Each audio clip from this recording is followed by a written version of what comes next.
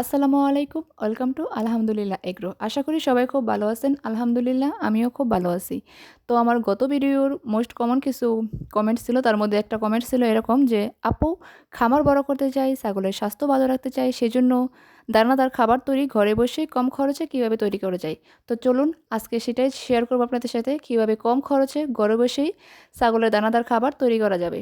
আজকের ভিডিওতে আমি দেখাবো উপকরণ, মিশ্রণ, খাওয়ানোর নিয়ম এবং আরও কিছু দারুণ খামারি টিপস। তো চলুন শুরু করা যাক। প্রথমেই নিয়ে নিলাম নেপিয়ার ঘাস, যেখানে আছে ১২ থেকে ১৫ কেজির মতো। তো এগুলো কুচি করে মেশিনের সাহায্যে কেটে নিলাম। তারপর নিয়ে নিলাম চালের কুড়া, অর্থাৎ ধান ভাঙানোর সময় যে খোসা ও ভাঙা দানা মিলে তৈরি হয়, এটাই হচ্ছে চালের কুড়া। তারপর নিয়ে নিলাম ভুট্টার ভাঙন। এখানে ভুট্টার ভাঙন আছে ২.৫ কেজির মতো। তো বাই দ্য ওয়ে, এটা বলে নেওয়া ভালো যে ভুট্টার ভাঙন এবং চালের কুড়ার উপকারিতা বা পুষ্টি গুণাগুণ সম্পর্কে। এখানে চালের কুড়া এবং ভুট্টার দুইটাই উচ্চ পুষ্টিমান সম্পন্ন, ওজন বাড়ায় এবং হজম সহজলভ্য, সেই সাথে দুধ উৎপাদন বাড়ায়, সস্তা এবং উৎপাদন খরচও কমায়। তো আশা করা যায় যে এটা আপনাদের জন্য খুব সহজলভ্য এবং হাতের কাছে পাওয়া সবচেয়ে ইজি উপাদানগুলো। তারপর নিয়ে নিলাম এখানে কিছু দানাদার খাবার। তবে এই দানাদার খাবার বা ফিডটা হচ্ছে অপশনাল। তবে বলতে রাখা ভালো যেটা খাসি ছাগলের জন্য খুবই গুরুত্বপূর্ণ একটা উপাদান হিসেবে কাজ করে। তো চলুন এখন শুরু করা যাক মিশ্রণ প্রক্রিয়াটা। তো প্রথমে বড় একটা গামলার মধ্যে আমরা ঘাসগুলো দিয়ে নিচ্ছি। তারপর আস্তে আস্তে সকল ইনগ্রিডিয়েন্ট যেমন ভুট্টা, তারপরে হচ্ছে ভুসি, সেই সাথে চালের কুড়া, সকল ইনগ্রিডিয়েন্টস একসাথে মিক্স করে আস্তে আস্তে দিয়ে দিচ্ছি। তো মিক্স করার সময় অবশ্যই খেয়াল রাখতে হবে সকল উপাদান যেন পরিষ্কার থাকে এবং শুকনো থাকে, অর্থাৎ বাজার থেকে কেনার সময় মান দেখে কেনাটাই ভালো। তারপর আস্তে আস্তে আমরা সকল উপাদানগুলো মিক্স করে দেওয়ার পর সেখানে অল্প কিছু পানি দিব। তো পানি দেওয়ার সময় আমরা সেখানে পানির সাথে লবণ মিক্স করে নেই।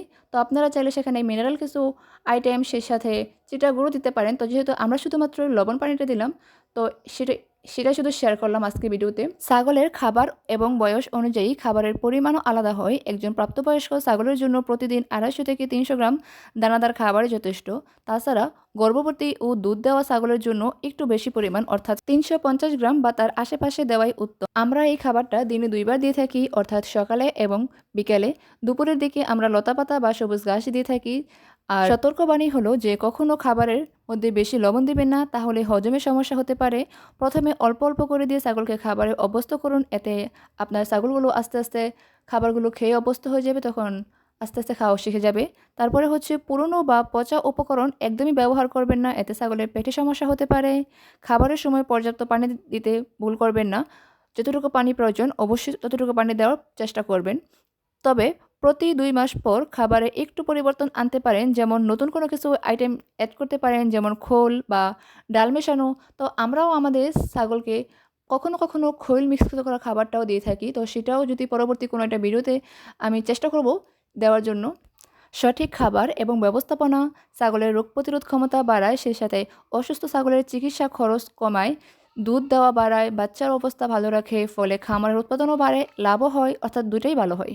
আমি যেহেতু এখানে খুব অল্প পরিমাণে খাবার তৈরি করলাম, অর্থাৎ এখানে ১০ থেকে ১২টা ছাগলের জন্য খাবার তৈরি করলাম। তো চলুন সেটাই এখন দেখানো যাক যে আমাদের ছাগলগুলোকে খাবারগুলো দেওয়ার পর কত সুন্দর করে ওরা খাবারগুলো খেয়ে ফেলে। যদিও আমাদের খামারে আলহামদুলিল্লাহ আরও বেশি ছাগল আছে, অর্থাৎ ১৫০ মতো বা তারও বেশি ছাগল আছে আমাদের খামারে, ছোট বড় মিলিয়ে। তো আমরা তাদের জন্য আগেই খাবার তৈরি করে ফেলি, অর্থাৎ সকালে খাবারটা আমরা রাতের দিকেই তৈরি করে ফেলি। অর্থাৎ মেশিনের সাহায্যে ঘাসগুলো আমরা একদিন আগেই কেটে ফেলি। বলে রাখা ভালো যে এখানে আপনারা যেকোনো ঘাসই চাইলে ব্যবহার করতে পারেন অথবা ঘাসগুলো স্কিপ করতে পারেন। আমরাও অনেক সময় ঘাসগুলো স্কিপ করে শুধুমাত্র দানাদার খাবারগুলো দিয়ে থাকি। অর্থাৎ এখানে ঘাসটা বাদ দিয়ে বাকি যে ইনগ্রিডিয়েন্টসগুলো দেখালাম, গম, গমের ভুসি, সেই সাথে ভুট্টা বা ভুট্টার ভাঙন, চালের কুড়া, আদার্স যে ইনগ্রিডিয়েন্টসগুলো দেখালাম সেই সাথে ওই সবগুলো ইনগ্রিডিয়েন্টস এড করে হচ্ছে আমরা খাবারটা তৈরি করে থাকি। সেটাও আমরা মাঝে মাঝে দিই, কখনো কখনো আমরা আবার ঘাসে একসাথে অ্যাড করে দিই। এটা ডিপেন্ড করে হচ্ছে আমরা কিছুদিন পর পর খাবারের যে মেনুটা চেঞ্জ করি সেটার উপর ডিপেন্ড করে। তো এই যে আমরা আমাদের ছাগলগুলোকে দিয়ে দিলাম আর ওরা কত সুন্দর করে এগুলো খেয়ে নিচ্ছে। তো যেহেতু আস্তে আস্তে আমাদের ছাগলগুলো আমাদের খামারে অনেক পুরনো হয়ে যাচ্ছে, ২-২.৫ বছর যাবৎ আমাদের খামারে ওরা আছে। আলহামদুলিল্লাহ বর্তমানে আমাদের খামারের ছাগলগুলো সুস্থ আছে এবং আপনাদের দোয়ায় সবাই খুব ভালো আছে। তো আপনারা দোয়া করবেন আমাদের খামারের ছাগল এবং সকল গরু মোরগ সব কিছুর জন্যই। তো আমাদের খামারের কিছু গুরুত্বপূর্ণ টিপস হচ্ছে যেটা আসলে আমরা ফলো করি, তো সেটাই আসলে আপনাদের সাথে আজকে শেয়ার করব। সেটা হচ্ছে প্রতিদিন নির্দিষ্ট সময়ে খাবার দেওয়া, সেই সাথে খাবার এবং তাদের বাসস্থান সব কিছুর উপর খেয়াল রাখা। তারপরে হচ্ছে ঘাস এবং দানাদার খাবার একসাথে দিলে বেশি উপকার হয়। তো আমরা আনলিমিটেড ঘাস দিয়ে থাকি দুপুরে, সকাল এবং বিকেলে মিক্স করা খাবার দিয়ে থাকি। সেই সাথে আমরা 1 মাস পর পর ছাগলের ওজন দেখে খাবারের কম বেশি দিয়ে থাকি, যেহেতু আমাদের ছাগল সংখ্যা অনেক বেশি বা খামারে আমরা যেহেতু সব ছাগলকে একসাথে খাবার দিয়ে থাকি, সেই জন্য ঘাসের পরিমাণটা আমরা আনলিমিটেডই রাখি। ছাগল সম্পর্কিত অথবা ছাগলের খাবার দাবার সম্পর্কিত যদি কোনো কিছু জানার থাকে তাহলে অবশ্যই সেটা কমেন্ট করে জানাবেন।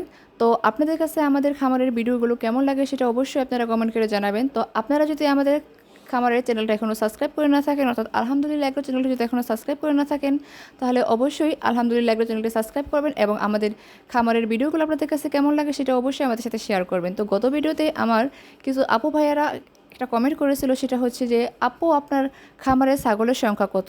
তো এটা হচ্ছে যে আমাদের খামারে ছোট বড় মিলিয়ে আলহামদুলিল্লাহ বর্তমানে ছাগল আছে 150-রও বেশি। তো থ্যাংক ইউ, বাই।